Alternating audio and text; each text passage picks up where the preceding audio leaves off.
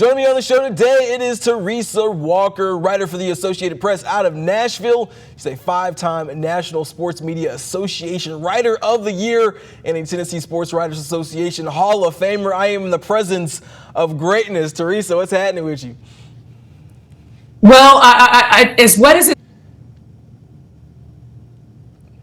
has gotten up to about 90 degrees at the Titans OTAs, and tomorrow they start their mandatory minicamp to wrap up this offseason. And let's stay, it's football season already. It may say June on the calendar, but the heat says it's football time in Tennessee.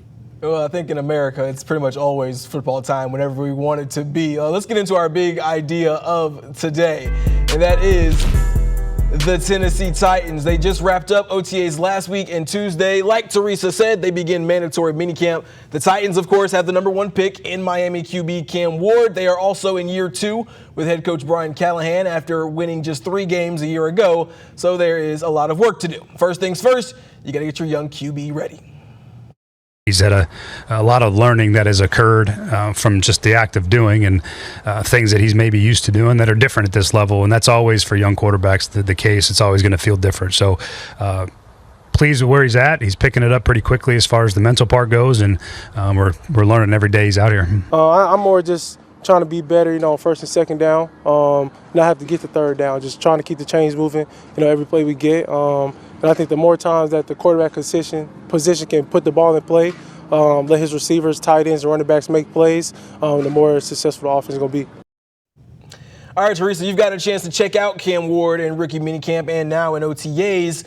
What's kind of been your evaluation of the young QB? Does he pass the smell test for you?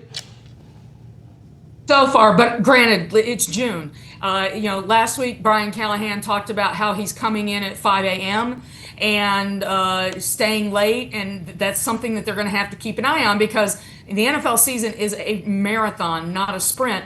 But Cam Ward has been getting, fellow rookies in, the skill position players, making sure, because as Cam said last week, we don't have a ton of time in here as rookies, and he is kind of leading. Albert Breer wrote about it today in his Monday morning quarterback thing for SI.com on how he's getting guys in there so that they can be prepared, know what the script is for that day, and then they run through, they're doing extra work to make sure that they can maximize the time that they have on the field and avoid mistakes. And that's the thing. When you watch him on the field, his release is so quick, it's immediately eye-catching, and he throws a very nice spiral. It's got a little bit of action on it, but it's a nice ball. And that clip that you played at Cam, the question was about making off-schedule throws, and his answer was like, I want to try to avoid that with it all possible and keep the chains moving. And that's by making plays on first and second down. So he's at this point of the year, I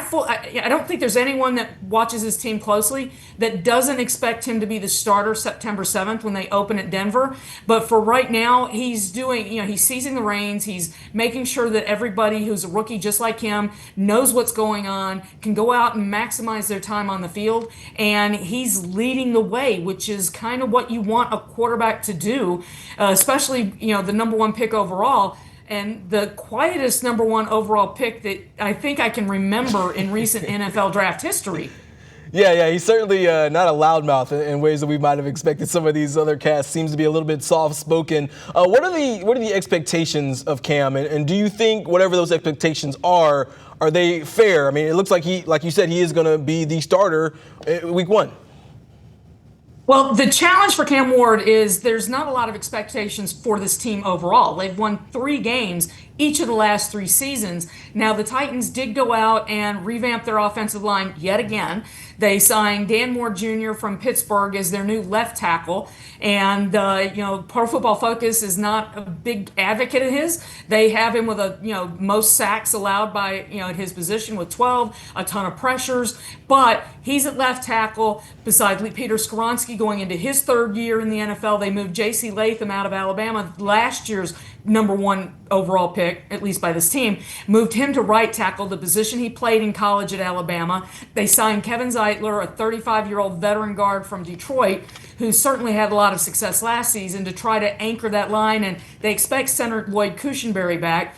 And they spent 3 first-round picks or fourth round picks, excuse me, on the third day of the draft on position players. Gunnar Helm, a tight end out of Texas, the Alec Ayomanor from Stanford, and Shamari DK from Florida. And they are hoping that those guys can grow with Cam Ward. And Cam Ward, Brian Callahan mixed up the locker room. Cam Ward's sitting next to Calvin Ridley in the locker room, and Calvin Ridley is ecstatic to be working with this young man.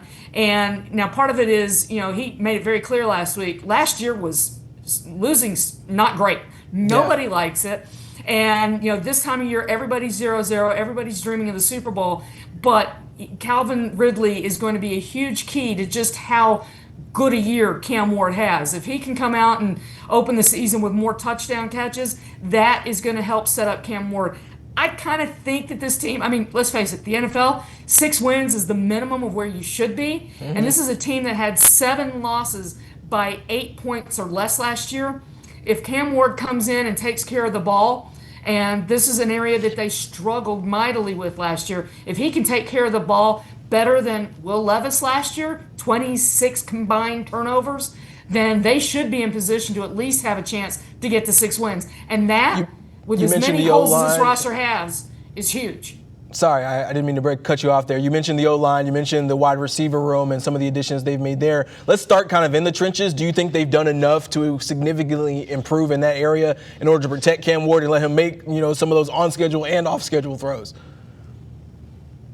I'd like to say yes, but experience over the last couple of years when I said that the line can't get any worse than it was, and they found a way.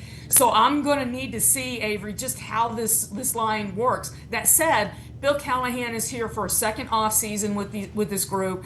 Lloyd Cushenberry missed 8 games last year with an Achilles. He was a veteran that they signed to come in and help anchor this line. He wasn't available because of injury. And so you've got a lot more experience, certainly, in Moore, Cushenberry, and Zeitler, and then 2 young players still in J.C. Latham, who's gone from 370 at the end of his rookie year. He's leaned up to 337, moving faster, and, Bill Callahan has talked with him. They've worked with him on what he's eating. So on paper, it looks like they should be better. And if they can give him, Cam Ward, or, if somebody else is the quarterback, although all signs point to Cam Ward, if he gets an extra second or 2 to throw the ball or make a decision, that is going to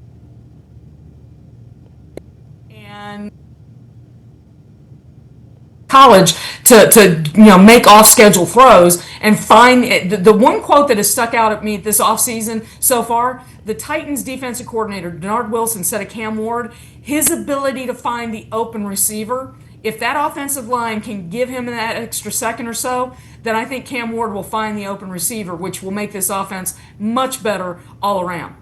Talk about open receivers. You got Calvin Ridley, who's going to be your wide receiver 1. They also go and get Van Jefferson. They make some additions. You mentioned the rookies in the 4th round. Do you think that receiver room has been good enough to elevate what Cam Ward can do? Well, they're resting on a lot of guys who have yet to prove it at this level. That said, the wild card is Treylon Burks. He's their first-round pick in 2023. I think it was 23. Time has passed so quickly with this franchise. It's almost insane. But he's got 1 touchdown reception in the NFL, despite being the 18th pick overall, part of the trade that sent A.J. Brown to Philadelphia. And, his season ended because of an ACL, and he's out there running some drills, running individual drills with the team, which is good. That's a good sign at this point of the year. If he can compete in training camp, then maybe he's got a size and ability, physical ability to play with the ball that the rest of this core doesn't have. So he could be the wild card. But, Ridley, Jefferson give some experience to this group, but they are certainly leaning on a lot of guys who, haven't done it at this level. And that's why I'm really curious to see how this group comes together. It's going to be very much which is why I think Cam Ward is spending so much time with these rookies, his fellow rookies, is to help them get up to speed as fast as humanly possible. He knows who he's going to need help from. All right, well, we'll certainly see what Cam Ward is able to do, and I'm sure you're going to have a ton of time out there in the heat in Nashville during minicamp this week. That'll be Tuesday to Thursday. Teresa's going to be there. Keep up with her work over at the Associated Press. Teresa, thank you so much. My pleasure. Thank you.